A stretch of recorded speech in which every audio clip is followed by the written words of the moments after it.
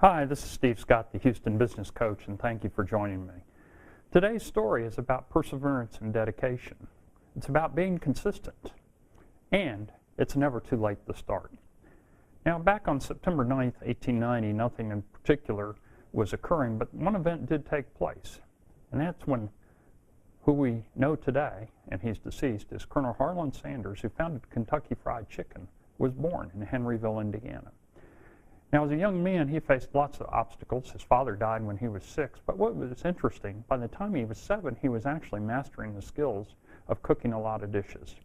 Now, he did a lot of odd jobs in his life. He was a conductor, he was a self-taught lawyer. He did a number of things. But by the time he was 40, he'd become so good at cooking chicken that he'd become an honorary colonel by the Kentucky governor. That's right, he was named an honorary colonel because his chicken was so good. So now let's fast forward a little bit, and now we get to 1950. He's now 60 years old, and all he has is a gas station, and yet people are lining up to eat his chicken. A new highway is built, and he no longer has his business. At that time, he could retire on $105 a month Social Security, and he decided not to accept that fate. And it took him a few years, but what he did by age 65, and that was 1955, he started going around to individual restaurants and saying, look, I will sell you my secret ingredients of 11 herbs and spices. And by the way, that came about somewhere around 1940 that he came up with that 11th herb and spice. And here was the big thing, too.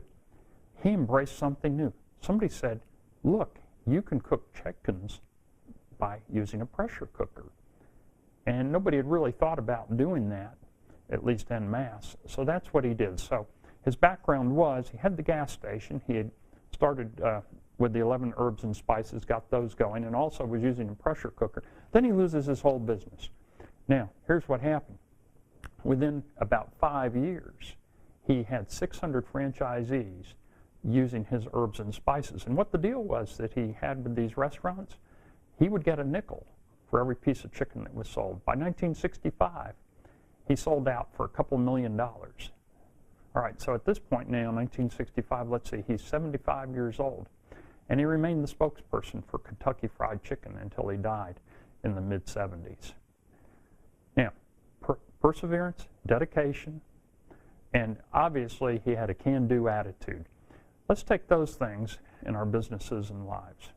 And this is another, not just business key to success, but a life key to success. This is Steve Scott, the Houston Business Coach, and thank you for joining me.